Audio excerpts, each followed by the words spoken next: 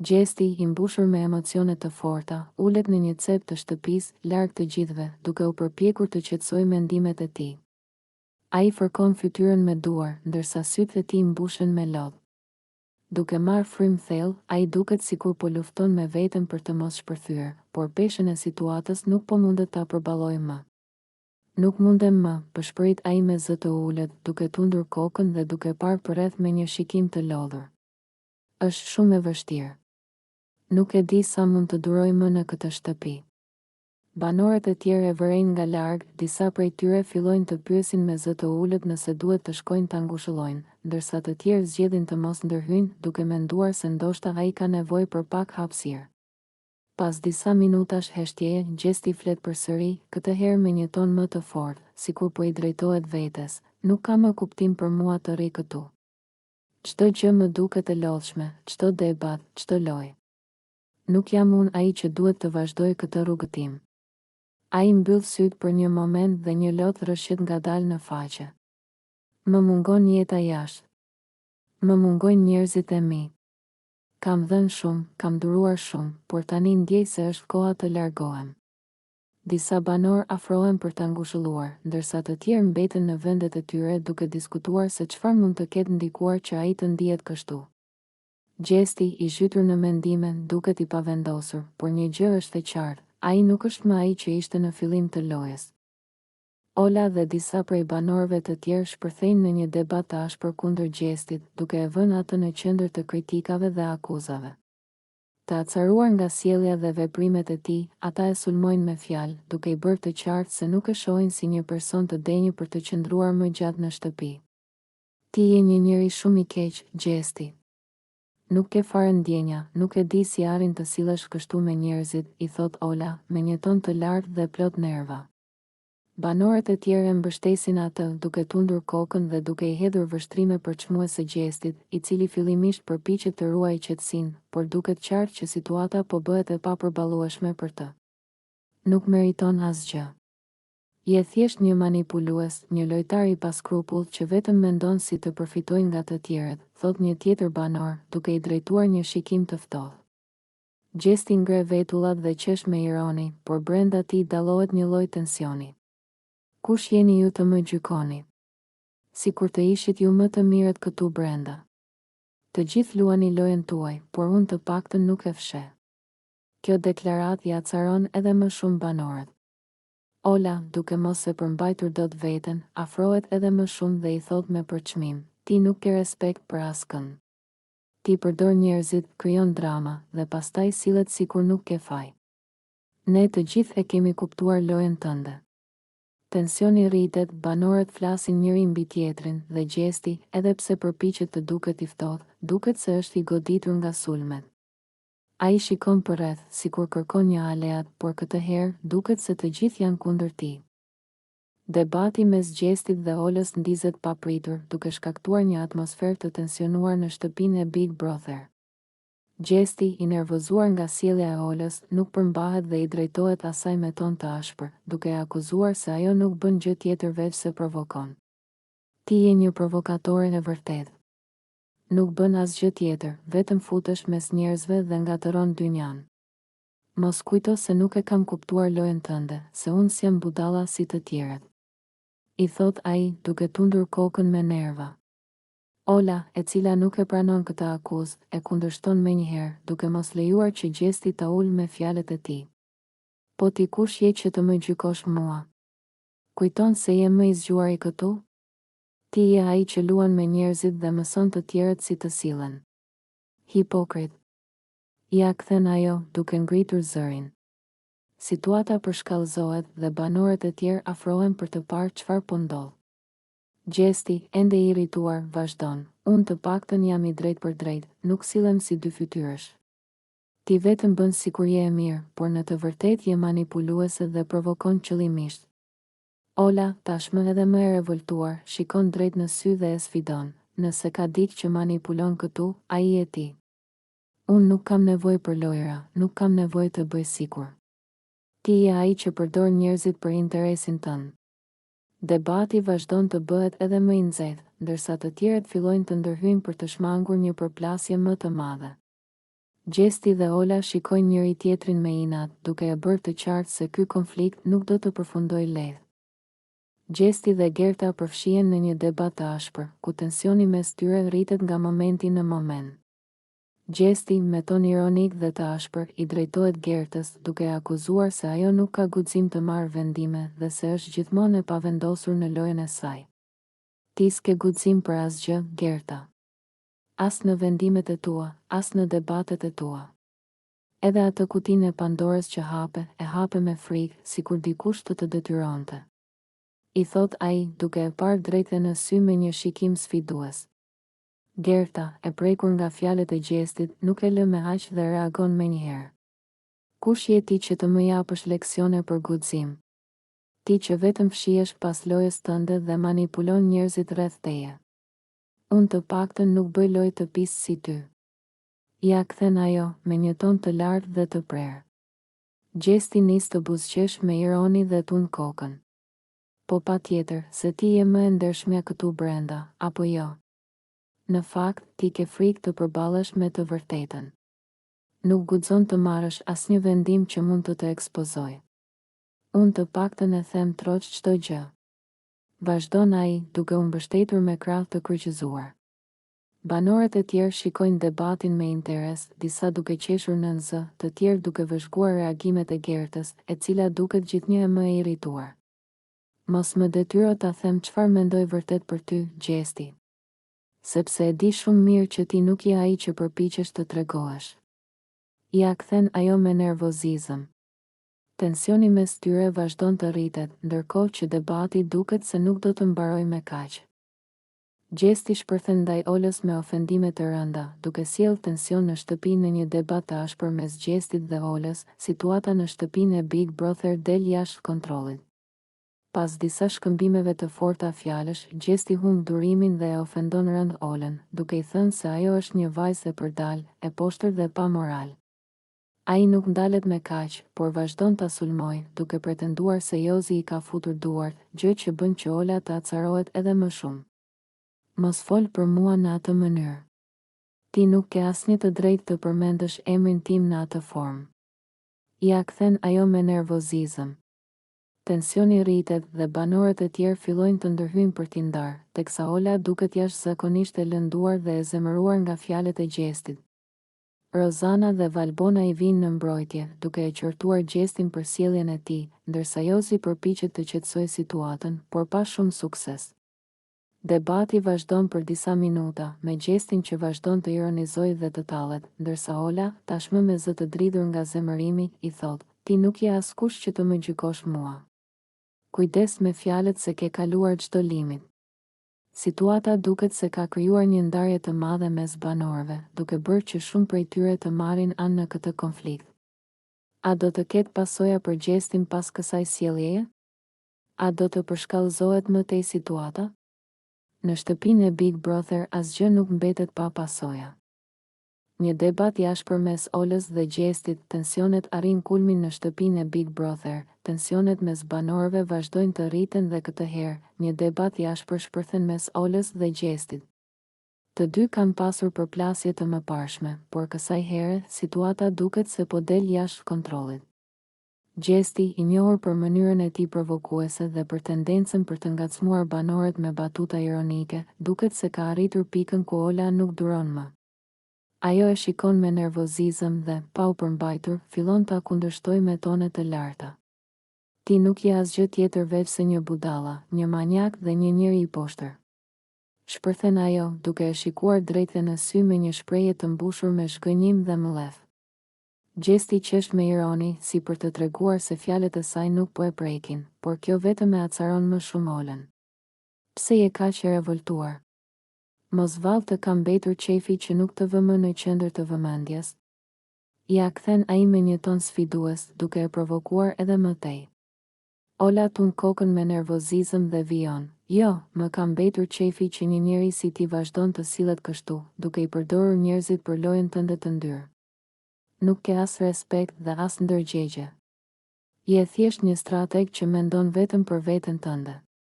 Banorët e tjerë fillojnë të shikojnë nga ata të dy, disa të habitur, disa duke buzëqeshur nga drama që po zhvillohet para tyre. Rozana dhe Jozi, që ndodhen pranë, fillojnë të komentojnë me zë të ulët, duke parashikuar se ky debat mund të përshkallëzohet edhe më shumë. Gjesti vazhdon të qëndrojë i qetë, por me një buzëqeshje ironike në fytyrë. Ai shikon rreth e rrotull dhe më pas i afrohet Olës, duke i thënë me një ton të ulët, por mjaft provokues: "Mos harro, Ola, kjo është një lojë. Dhe unë e luaj më mirë se ti, kështu që qetësohu pak, se nuk të shkon nervozizmi." Ola rrotullon sytë dhe përplas duart me nervozizëm. "Loj apo jo, ti je një njeri pa vlera. Dhe njerëzit jashtë po e shohin shumë mirë se kush je në të vërtetë." Me këto fjalë, ajo largohet me nervozizëm, duke lënë pas një gjesti që qesh i kënaqur, ndërsa banorët e tjerë vazhdojnë të komentojnë përplasjen e tyre të fortë.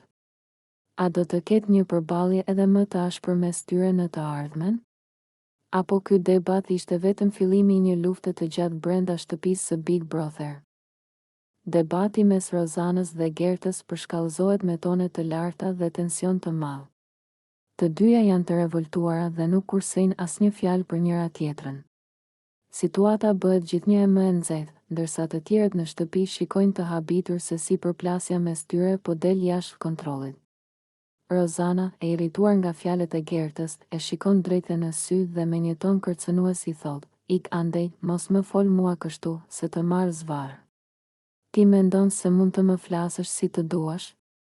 As mos e provo, se s'jam unë ajo që duron budallallqet e tua." Zëri i saj kumbon në dhomë dhe fytyra i skuqet nga zemërimi. Ajo shtrëngon grushtat dhe duket se është gati të shpërthej edhe më shumë. Gerta, e cila nuk është mësuar të tërhiqet, i kthehet me një buzëqeshje ironike: "Hëmoj, çfarë do bësh? Ti vetëm fjalë ke, por unë s'kam frikë nga ty. Bën sikur je e fortë, por në fund të ditës je vetëm një aktore e keqe që s'di të luaj as lojën e vet." Debati vazhdon të nxehet, ndërsa banorët e tjerë afrohen për t'i ndarë, duke u përpjekur të qetësojnë situatën. Rozana, ende e inatosur, largohet me nerva, duke folur me vete, ndërsa Gerta tund kokën me përçmim, duke mos e fshehur as pak pa kënaqësinë e saj. Tensioni mes tyre sa vjen e shtohet dhe duket se ky konflikt nuk do të mbarojë këtu. Gerta dhe Rozana përfshihen në një debat të ashpër, ku tensioni mes tyre arrin kulmin. Prej kohësh, marrëdhënia mes tyre ka qenë e ftohtë, por këtë herë gjërat dalin jashtë kontrollit dhe debati kthehet në një përplasje të fortë verbale. E acaruar dhe me një ton të ashpër, Gerta i drejtohet Rozanës me fjalë të rënda, duke e sulmuar pa mëshirë: "Ti je njeriu më i poshtër dhe më i keq që kam njohur ndonjëherë. Je e shtirur, manipulatore dhe e pabesë. Nuk di të bësh asgjë tjetër përveç se të futesh në punët e të tjerëve dhe të luash viktimën. Kujton se je më e zgjuara këtu, por në fakt je vetëm një intrigante që luan lojë të ndyrë." Por Gerta nuk ndalet me kaq. Me ironi dhe përçmim, ajo vazhdon: "Ti flet shumë, po ndoshta është më mirë ta mbash topin te goja e të mbyllësh gojën një herë e mirë. Boll e ndyve këtë shtëpi me lojrat e tua të pista." Rozana, e kapur në befasi nga fjalët e Gertës, nuk e lë me kaq. Me nervozizëm, ajo përgatitet për të kundërpërgjigjur, ndërsa banorët e tjerë shikojnë të tronditur përplasjen mes tyre. Situata rrezikon të dalë jashtë kontrollit. Gjesti dhe Danja ndajnë të njëjtin krevat, një natë mes shakave dhe të qeshurave pas një dite të gjatë plot debate, lojra dhe situata të tensionuara në shtëpinë e Big Brother. Gjesti dhe Danja vendosin të ndajnë të njëjtin krevat për t'u çlodhur. Teksa shtrihen pranë njëri tjetrit, Danja duket paksa në siklet, duke qeshur me nervozizëm dhe duke lëvizur her pas here, ndërsa Gjesti, me stilin e tij të zakonshëm të qeshurave dhe shakave, e vëren menjëherë: "Mos u shqetëso fare, pa merak. Unë jam djalë serioz, nuk bëj asgjë." I thot ai me një buzëqeshje të madhe në fytyrë, duke tentuar ta qetësojë Danjën, por njëkohësisht edhe duke e ngacmuar me batutat e tij. Danja fillon të qesh me zë, duke e shtyrë lehtë Gjestin me dorë dhe duke i thënë: "Hëmo, lëri këto, se ty nuk të besohet asgjë. E di që je gjithmonë me hile." "Po të isha me hile, do të më kishe kuptuar me kohë", i përgjigjet Gjesti me ironi, duke e parë me një vështrim të thellë, ndërsa e gjithë situata shoqërohet me të qeshura dhe lojra fjalësh mes tyre. Teksa vazhdojnë bisedën e natës, ata shkëmbejnë mendime mbi lojën, mbi marrëdhëniet e tyre me banorët e tjerë dhe mbi gjithçka që ka ndodhur deri më tani në shtëpi. Danja e pyet Gjestin nëse ai është duke luajtur një lojë me ta apo nëse po bëhet serioz. Gjesti, me stilin e tij të zakonshëm, shmang një përgjigje të drejtpërdrejtë dhe thjesht i buzëqesh, duke lënë gjithçka të hapur për interpretime. E po, le të shohim se çfarë do të ndodhë, thot ai, duke e mbyllur bisedën dhe duke u kthyer në anën tjetër për të fjetur, ndërsa Danja mbetet duke qeshur, por edhe duke menduar nëse duhet t'i besoj apo jo fjalëve të tij. A është ky një moment i pafajshëm mes tyre, apo Gjesti po përpiqet të krijojë një tjetër dinamik në lojë? Gjesti bën një reng të papritur ndaj Jozit dhe Olës, zgjohuni se u bë vonë. Gjesti, gjithmonë në kërkim të momenteve argëtuese dhe provokuese, vendos të bëjë një reng ndaj Jozit dhe Olës, të cilët po flinin rehat në krevatin e tyre. Me një buzëqeshje dinake në fytyrë, ai afrohet ngadalë, duke mbajtur në dorë një shishe me ujë të ftohtë. Me hapa të lehtë dhe duke u siguruar që të mos zgjojë askënd para kohe, ai arrin pranë shtratit të tyre dhe, pa u menduar 2 herë, e hedh ujin mbi ta. Zgjohuni, se u bë vonë. Thërret ai me të qeshura, duke parë se si Jozi dhe Ola kërcejnë nga vendi të habitur dhe të irrituar. Ola, e lagur nga kokat e këmbët, bërtet, Gjesti, çfarë po bën? Je i çmendur apo çfarë? Ndërsa përpiqet të fshijë sytë e përgjumur dhe të kuptoj se çfarë po ndodh. Jozi, po aq i nervozuar, kthehet nga Gjesti dhe i thot me një ton të ashpër, ti s'ke punë tjetër përveç se të bësh budallallqe? Do ta shohësh tani çfarë do të bëj. Duke kërcyer nga krevati dhe duke e ndjekur Gjestin, i cili tashmë po vrapon duke qeshur nëpër shtëpi. Banorët e tjerë dëgjojnë zhurmën dhe dalin për të parë çfarë po ndodh. Disa prej tyre fillojnë të qeshin me situatën, ndërsa të tjerë e kritikojnë Gjestin për rrengun e tij të tepruar. A do të mbetet kjo një shaka e zakonshme apo Jozi dhe Ola do të hakmeren ndaj Gjestit për këtë rreng të papritur? Ola dhe Jozi bisedojnë për Gjestin, apo përsëritet historia? Në një nga bisedat e tyre të hapura, Ola dhe Jozi ndajnë mendimet e tyre për Gjestin dhe mënyrën se si ai po sillet me Loredanën. Të ulur në obor, larg vëmendjes së banorëve të tjerë, ata diskutojnë për sjelljen e tij dhe për atë që pritet të ndodhë. Po e sheh si po vepron përsëri? Pyet Ola duke tundur kokën. Ky Gjestin nuk ka të ndalur. Mënyra si po sillet me Loredanën është njësoj si me Eglin. Fillimisht i afron, i bën të ndihen të rëndësishme, pastaj i përdor për lojën e tij dhe në fund i lë pas dore sikur të mos kishin ekzistuar kurrë. Jozi, i cili gjithmonë ka qenë skeptik për Gjestin, përplas buzët me një shprehje mosbesimi dhe shton, e njëjta histori po përsëritet. Më kujtohet sa shumë Egli u përfshi emocionalisht me të dhe si përfundoi e sëmur nga gjithë kjo situatë. Tani, Gjestin po bën të njëjtën gjë me Loredanën. E mashtron me fjalë të ëmbla, e bën të besoj se është e veçantë dhe më pas, kur të mos i duhet më, do ta lërë të vuajë siç bëri me Eglin. Ola merr frym thellë dhe thot me ton të shqetësuar, unë nuk e di se çfarë sheh Loredana tek ai. Ajo duhet ta kuptoj që ky djalë është thjesht një lojtar i madh dhe nuk ka asnjë ndjenjë të vërtetë. Ajo do të lëndohet në fund, siç u lëndua Egli. Por nuk besoj se do ta kuptoj derisa të jetë tepër vonë. Jozi tund kokën dhe pshërtin, po Loredana është kokfort.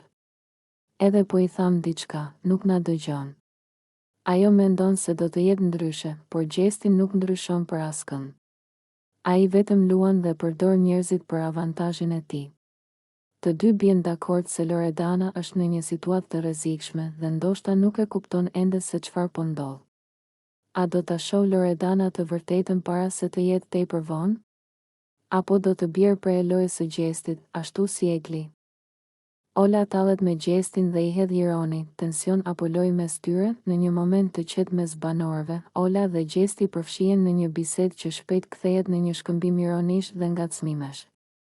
Ola, e njohur për humorin dhe mënyrën e saj të drejtpërdrejtë të folurit, e shikon Gjestin me një buzëqeshje ironike dhe papritur i thot, po rritu edhe pak, se për mua je ende shumë i vogël. Nuk të marr seriozisht, shko merru me Eglin se me mua nuk ke shanse. Banorët përreth qeshin dhe disa fillojnë ta ngacmojnë Gjestin, duke e shtyrë të reagojë. Gjesti, i cili nuk e lë veten pas në debat, buzëqesh me ironi dhe i përgjigjet: "A, do me thënë pas kam nevojë të rritem për ty? Pse, moj Ola, ke frikë mos të pëlqej unë? Apo thjesht po mundohesh të më bësh xheloz?" Ola qesh me ironi dhe tund kokën: "Xheloz? Me ty? Jo more jo, ti je akoma fëmijë për mua, nuk më mban dot. Ndaj shko më mirë te Egli, se ndoshta ajo të duron." Të gjithë banorët shpërthejnë në të qeshura, ndërsa Gjesti tund kokën me një shprehje të sikletshme në fytyrë. A ishte kjo thjesht një batutë e rastësishme, apo Ola po e vë Gjestin në lojë me qëllim? Debati mes tyre vazhdon edhe më tej, me Gjestin që përpiqet t'i kthejë batutat Oles, ndërkohë që banorët i shikojnë me kurreshtje. A do të përshkallëzohet ky debat në diçka më serioze, apo është thjesht një lojë mes tyre?